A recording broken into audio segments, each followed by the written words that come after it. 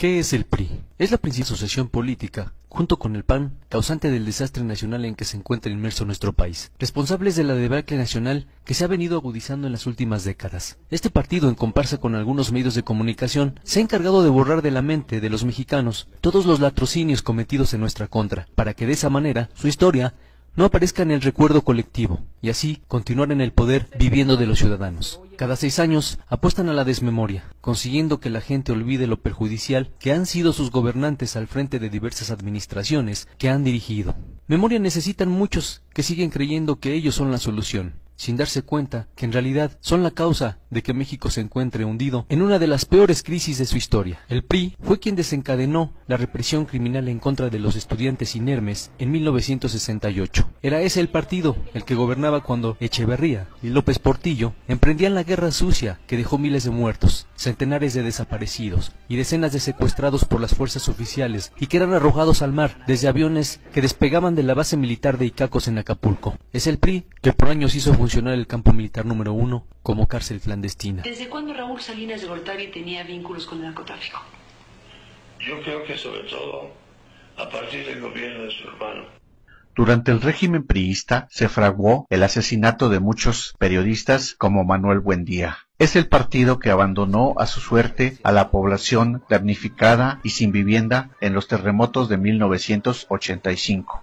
Gracias al PRI, entre 1982 y 1989, el país vivió en una exasperante depresión económica. Gracias a este partido, los fraudes se convirtieron en prácticas rutinarias en las elecciones, principalmente en 1988 y en 2006. En la década de los 80, el narcotráfico infiltra al Estado. El negocio de las drogas comienza a crecer y lo hace con su protección. Gobernadores como Mario Villanueva y otras corporaciones policíacas hacen coalición con el narco.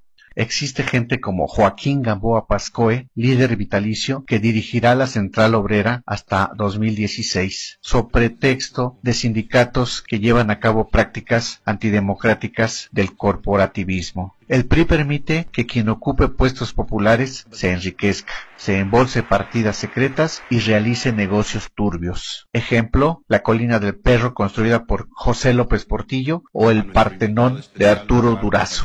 ¿Quiénes son esos destacados personajes de ese partido? En sus filas hay gente como Carlos Romero Deschamps y el Baester Gordillo. Gracias a gente como esta, gran parte de la población considera que la corrupción es una conducta aceptable y normal en la función pública.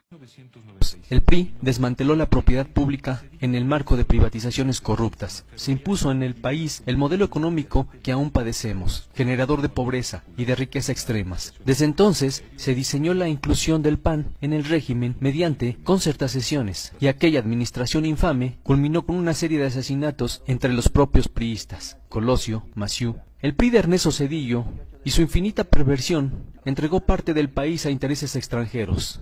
A ese partido se deben las masacres de campesinos, Aguas Blancas, El Bosque, La Libertad, El Charco, Acteal, entre otras. ¿Cuántas monstruosidades sindicales ha cometido gente como Joaquín Hernández Galicia, Carlos Jongitud Barrios?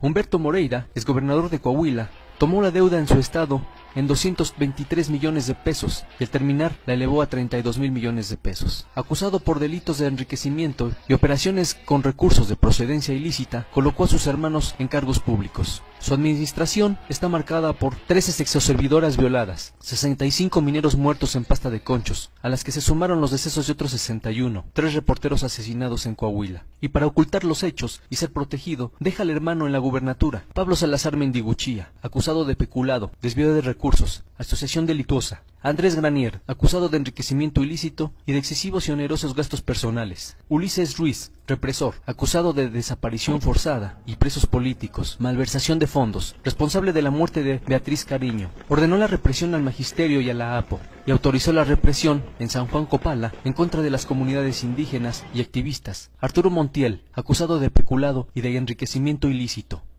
Para los priistas, la impunidad, la corrupción y el nepotismo y la relación con el crimen organizado es parte de la forma de gobernar. Enrique Peña Nieto y su administración, los índices delictivos y la violencia se multiplicaron en forma incontrolada. La entidad se situó como primera en feminicidios, creció el desempleo, se incrementó el número de pobres, se multiplicó la deuda del Estado, destinó miles de millones de pesos de dinero del erario a campañas de su imagen. Arturo Ugalde, presidente de Tlanepantla, se dice que tiene un ingreso escandaloso de 750,000 pesos mensuales. No olvidemos los recientes casos de Tomás Yarrington y su posible relación con la muerte de Torre Cantú.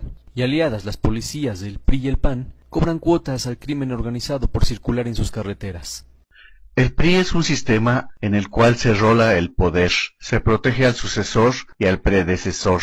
Al margen de la ley, es un partido que ha causado la muerte de estudiantes, periodistas, opositores y hasta correligionarios.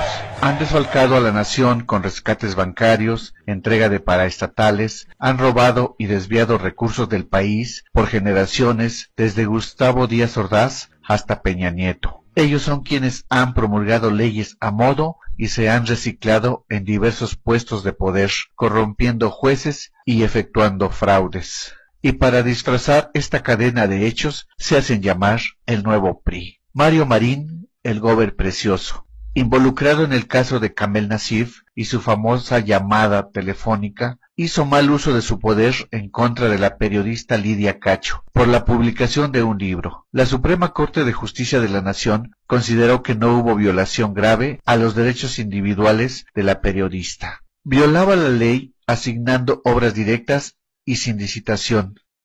Han Ron, acusado de lavado de dinero, vinculado con el asesinato de los periodistas Félix Miranda y Jesús Blancornelas. Posesión de armas de uso exclusivo del ejército, fundó casas de apuestas como el Grupo Caliente, un hipódromo, un galgódromo, hoteles, centros comerciales y una cadena de centros de apuestas con sucursales en 19 estados del país. Eduardo Burs, su empresa Bachoco, tiene una deuda al fisco de casi 2,000 millones de pesos y fue corresponsable junto con el gobierno panista del incendio en la subrogada guardería ABC, donde fallecieron 49 niños.